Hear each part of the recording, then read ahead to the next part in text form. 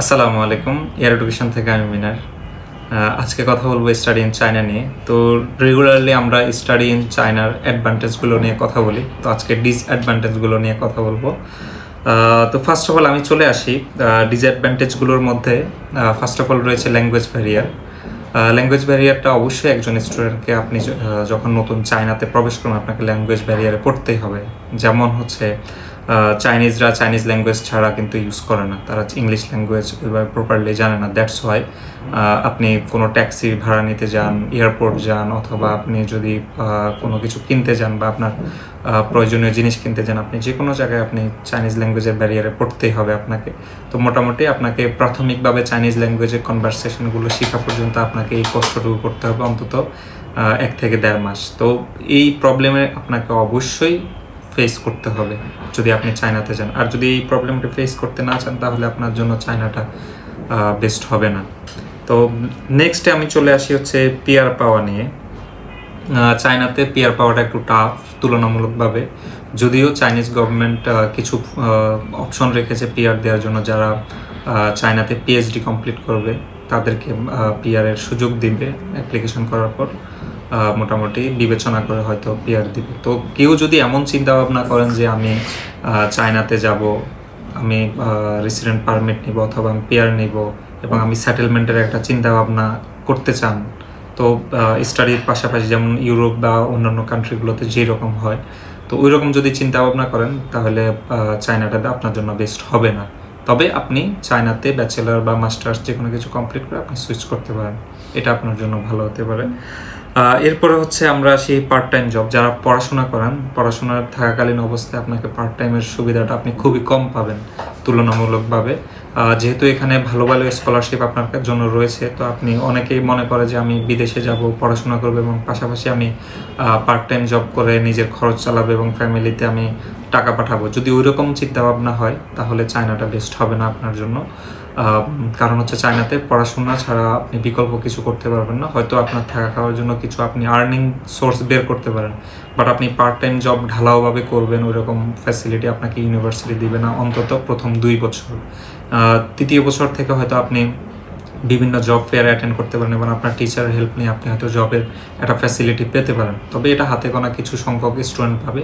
যদিও কিছু কিছু ইউনিভার্সিটি ইন হাউস জব পাওয়া যায়, অন ক্যাম্পাস জব পাওয়া যায় টুকটাক, তাও এটা আপনার ঢালাওভাবে সবার জন্য না। তো ওই রকম যদি চিন্তাভাবনা হয় যে আপনি পার্ট টাইম জব করবেন, ফ্যামিলির জন্য টাকা পাঠাবেন এবং আপনি নিজে চলবেন, তাহলে চায়নাটা আপনার জন্য বেস্ট হবে না।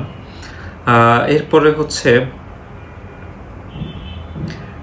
টিচারদের প্রোনাউন্সিয়েশন, অর্থাৎ বাংলাদেশের আমরা যারা ইংলিশে কথা বলি আমাদের একটা বাংলাদেশি বাঙালি একটা টান থাকে, ঠিক সেমভাবে চাইনিজদের ইংলিশ বলার ক্ষেত্রে তাদের একটা চাইনিজ টার্ম থাকে। তো সেক্ষেত্রে দেখা যাচ্ছে তাদের ইংলিশটা প্রপারলি অনেক ক্ষেত্রে কিছু টিচারের ইংলিশটা আপনি বুঝতে পারবেন না। তো সেখানে দেখা যাচ্ছে যে আপনার হয়তো ট্রান্সলেটর ইউজ করতে হবে এবং আপনি প্রনাউন্সিয়েশনটা না বোঝার কারণে অনেক ক্ষেত্রে আপনি ক্যাচ করতে পারবেন না যে মানে আপনি সে কীভাবে লেকচার দিচ্ছে বা লেকচারটা আপনি প্রপারলি বুঝতে পারবেন না। তো এই জিনিসটা নর্মালি হয়।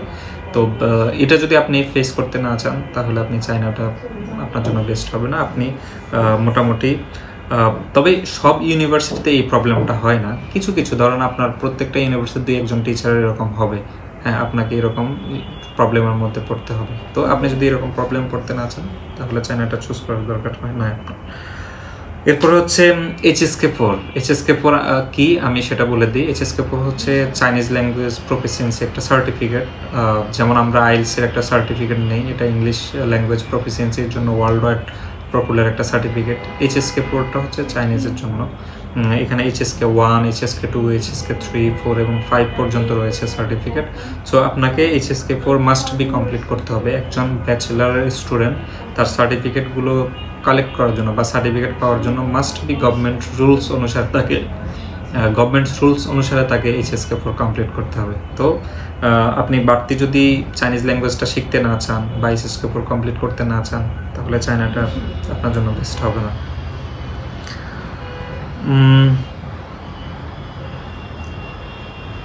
এখানে আরেকটা ব্যাপার হচ্ছে চায়নাতে পড়াশোনা করার পর আপনাকে নর্মালি সার্টিফিকেট দিবে চাইনিজ ল্যাঙ্গুয়েজে, তবে কিছু ইউনিভার্সিটি আপনাকে ইংলিশ ল্যাঙ্গুয়েজের সার্টিফিকেট দিয়ে থাকে। তো যদি কোনো ইউনিভার্সিটি আপনাকে ইংলিশ সার্টিফিকেট না দেয় তাহলে সেক্ষেত্রে আপনাকে কী করতে হবে? সেক্ষেত্রে আপনাকে অবশ্যই সার্টিফিকেটটা কোনো চাইনিজ উকিল দিয়ে নোটারাইজ করে নিতে হবে, ট্রান্সলেট করে। তো এই প্রবলেমে যদি আপনি পড়তে না চান তাহলে আপনি চায়নায় স্কিপ করতে পারেন। এরপরে যারা চায়নাতে চাইনিজ ল্যাঙ্গুয়েজে পড়াশোনা করে তাদের সার্টিফিকেটগুলো ওয়ার্ল্ড ওয়াইড ইউনিভার্সিটিগুলোতে অ্যাপ্লিকেশন করার জন্য এখানে ভেরিফিকেশনের একটা প্রয়োজন হয় এবং সাথে সাথে নোটারি এবং ট্রান্সলেটের একটা প্রয়োজন হয়। তো এটা একটা যদি প্রবলেম মনে করেন তাহলে আপনি চায়নাটা স্কিপ করতে পারেন। তো মোটামুটি যেই প্রবলেমগুলো আমি বলেছি এগুলো আসলে অত বেশি প্রবলেম মনে হয় না, কারণ হচ্ছে বাংলাদেশ থেকে প্রচুর স্টুডেন্ট চায়নাতে পড়াশোনা করছে। তো যদি এগুলো আপনার কাছে সবচেয়ে বেশি প্রবলেম হয়, আপনার মনে হয় এটা আপনার বিগ ইস্যু, তাহলে আপনি চায়নাটা চুজ করতে নাও পারেন। বাট যদি যারা মনে করেন যে আমি পড়াশোনাটা আমার মেইন উদ্দেশ্য, অন্য উদ্দেশ্য আমি চায়নাকে ইউজ করে অন্য কান্ট্রিতে মুভ করব বা অন্যদিকে আমি সুইচ করব বা বাংলাদেশে ব্যাক আসবো বা ইউরোপের দিকে মুভ করব, তাহলে আপনি চায়নাটা চুজ করতে পারেন যদি এগুলোকে বড় ইস্যু হিসেবে না ধরেন।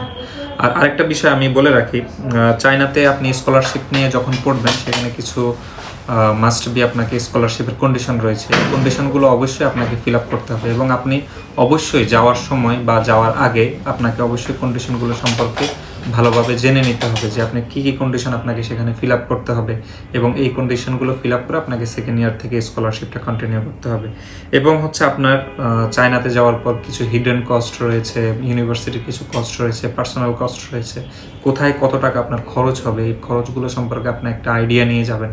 যদি আপনার ব্যাকআপ না থাকে তাহলে আপনি স্কিপ করতে পারেন, আর যদি আপনার ব্যাকআপ থাকে আপনাকে ওয়েলকাম, আপনি চলে যেতে পারেন।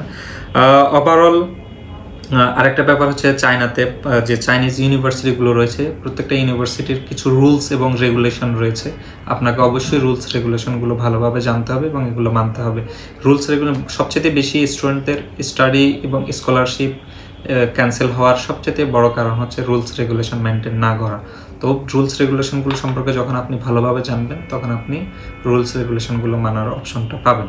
তো চায়নাটা আপনি আপনার এই প্রবলেমগুলো যদি বিগ মনে হয় তাহলে আপনি চায়নাটা চুজ করতে নাও পারেন, আর যদি এগুলোকে আপনি স্কিপ করেন তাহলে আপনি চায়না চুজ করতে পারেন। তবে ওভারঅল চায়নাটা পড়াশোনার জন্য খুব ভালো একটা কান্ট্রি আপনি বলতে পারেন, কেননা সেখানে আপনি খুব অল্প বাজেটের মধ্যে 100% ভিসা রেশিও নিয়ে টপ র্যাঙ্কিং ইউনিভার্সিটিগুলো পাচ্ছেন। আর চায়নাটা যারা পড়াশোনা করেন তারা অবশ্যই জানেন এবং যারা যাবেন তারাও জেনে রাখেন চাইনিজ যে ইউনিভার্সিটিগুলো রয়েছে, যে ন্যাচারাল ভিউ রয়েছে এবং ইউনিভার্সিটিগুলোর সিস্টেমগুলো, ইউনিভার্সিটির ফ্যাকাল্টিগুলো এবং ইউনিভার্সিটি এরিয়া সব কিছু মিলিয়ে এটা স্টুডেন্টদের জন্য সাজানো বাগান মনে করতে পারেন আপনি।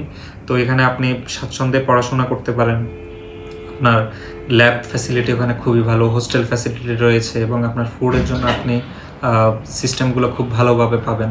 তো মোটামুটি আপনি এখানে ক্যান্টিনের ব্যবস্থা পাবেন এবং আপনার অন্যান্য দিক থেকে আপনি রান্না করে চলার সুযোগ পাবেন। তো সব কিছু মিলিয়ে এই ডিসঅ্যাডভান্টেজগুলো যদি আপনি স্কিপ করতে পারেন চায়নাটা আপনার জন্য বেস্ট হবে। Thank you so much.